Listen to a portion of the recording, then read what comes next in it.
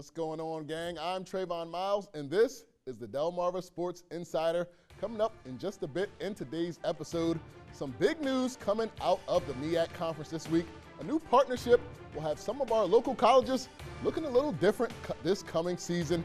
And right down the street at Arthur W. Purdue Stadium, National Pro Fastball Softball returned for a little show they put on for the crowd. Those highlights a little bit later.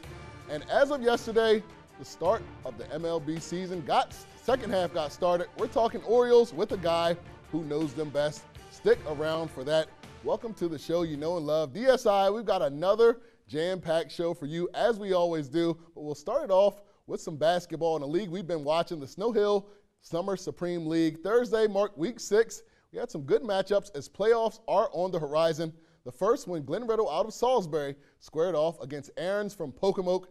And that dynamic duo that Pocomoke has had it going all night long. Tyrone Matthews to Tyree Thornton. He's going to hit the pull-up. He finished with a game-high 15 points. Glen Riddle down, but getting busy on the glass. Devontae Dixon going to get the putback to go. Minutes later, Dixon would be the beneficiary of some good ball movement. They're going to swing the rock into his direction.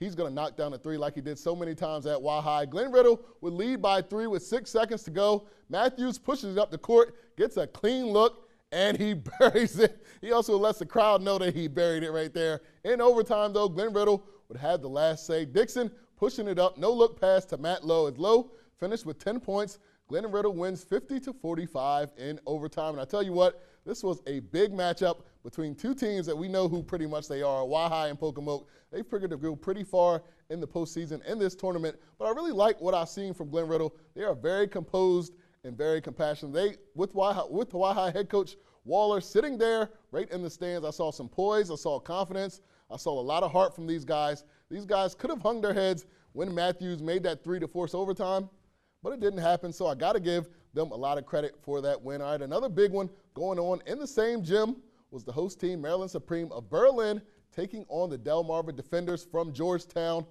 Defenders were also from Sussex Tech. They were taking on Maryland Supreme. Supreme with a 4-point lead, and they would make it 7 after the 3 here by Jerron Johnson. Defenders, would be showing a little range of their own. Khalil Bolden from Sussex Tech knocking one down like he did so many times there for the Ravens behind the arc. Anything you can do, I can do better, says Supreme, though. Jaquan Johnson, that is, going to hit a 3 from downtown. Then the big fella going to show off his range as well, going through the middle, showing strength, and he's going to finish gracefully with the layup. He finished with a game-high 13 points, as Supreme wins again by a final of 40-35. Hard work taking on Sussex Elite. Early on, it was Elite. Kobe Chandler getting a pass from Isaiah Bratton. Those guys are from Indian River. He's finishing under the rim. A couple possessions later, Bratton, he can't get the layup to go, but Jameer Felton is there for the putback. Elite would take a lead, but hard work would come back working hard. Dorian Stevens kicking it to the baseline, finding Jordan Sterling. Then Stevens going to be dishing some more right there. Finds the toughest guy in the baseline, Tyler Polson underneath. They're working on their defense as well. Teron Rounds with the steal and the finish. Hard work wins this one by a final of 59-41. Sure shots of Chrisfield taking on Hilltop of Snow Hill. I like this guy's game right here. Kevin Fisher with a little blow-by. Use some English to get it off the glass. We might see that one a little later. All right, Hilltop on the other end, working the give and go. Amonte Allen to Stanley Coburn. Back to Allen for the lay-in. This was back and forth all day. Hilltop doing it on the defensive end now. Rayshawn Bain, he's going to get the pass and go all the way up to the cup, finishing. But the short shots would get the best of them. They're going to get an entry pass right here to Trajan Simmons. He's going to get the layup to go. They win it by a final of 44-39. Now to some college sports news. On Wednesday, the Mid-Eastern Athletic Conference announced that they would be signing a new apparel deal with global giant Nike. Now this is news because the conference owned an agreement with Russell Athletics on everything but sneakers over the past 12 years. The official shoe of the conference had been Nike. Now apparel, equipment, everything now will be under the hand of the worldwide leader. This deal is for the next 4 seasons, so get ready to see the swoosh on everything until at least 2020. The company will also continue to provide summer internships to deserving MEAC student athletes at Nike headquarters in Beaverton, Oregon, as well as provide 2 graduate scholarships annually for MEAC students attending graduate school. And one more note to pass along. This came out Wednesday as UMES men's basketball coach Bobby Collins has finally, and I mean finally, wrapped up his recruiting this year. The Hawks announced that they have signed junior college guard Michael Chambers. Chambers is a 6'3" guard who spent last season at Cape Fear Junior College in Wilmington, North Carolina. Now, the raves about this guy I'm already hearing is that he is a prolific scorer. So one more piece to that UMES team that finished 8th out of 13 MEAC teams in scoring last season. Seems like that guy is definitely going to be needed. All right, we're going to transition over to some baseball now. This week, Legion Ball came to an end. The last of the scheduled games featured Wycomico, who lost their first game in over 3 years the last time they hosted Talbot Caroline. They were looking to avenge that shocking loss, making the trip to Caroline County on Monday. In the top of the first inning, Wycomico with a runner on, going to try a little double steal, gunned out by the catcher. You cannot make the third out at third base. At least that's what I'm told. Wycomico playing a little defense right now with the man on. Tyler Dunn going to force the ground out. That's 6-4-3.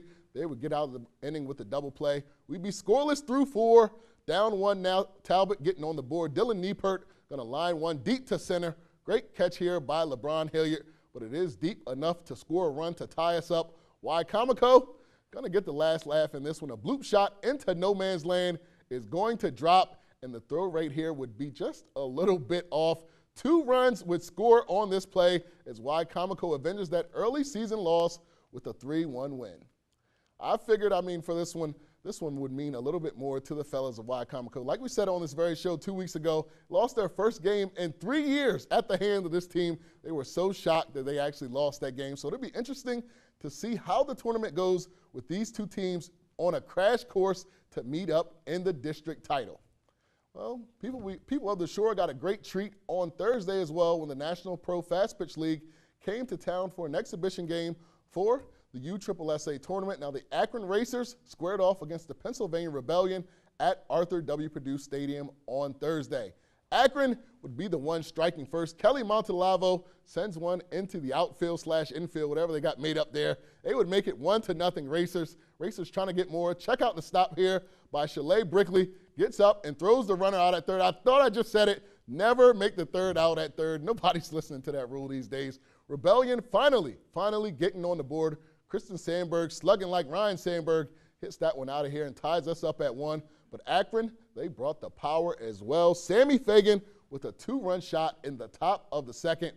Next batter, it's Alex Hugo, and she too has reservations to get out of town.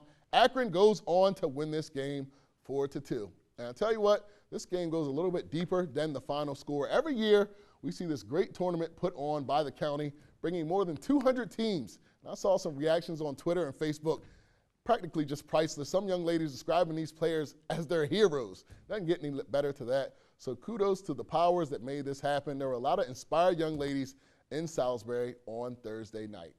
All right, on to some more inspiring things. DSI legend and former Parkside Ram Hunter Parsons, who currently stars at the University of Maryland, is now making his impact felt elsewhere. How about the Cal Ripken Summer League? Monday, Parsons was named Pitcher of the Week. Now, Hunter got the nod after a stellar week in which he went 2-0 for the Baltimore Redbirds, a team compiled of some of his teammates at Maryland and some other regional colleges. Now, in those 2 wins, he allowed 8 hits, struck out 10 batters, allowed no earned runs, all the while, probably the most impressive stat of them all, he did not walk a single batter. That is called total control right there. He's won his last 5 starts in league play. Now, the Ripken League, if you don't know, is a collegiate baseball league located in D.C. and Baltimore and hosts a number of NCAA competitors looking to keep their game sharp over the summer. All right, now that I got a chance to breathe, we're going to take a quick commercial break. Don't go anywhere. When we come back, we've got somebody special on the way. Did somebody say Gatorade? Well, Jordan Hutchins from Dover joins me live on the desk next. My name is Paige Flyer, and I'm the pitcher from Cambridge South Dorchester High School, and you're watching Delmarva Sports Insider.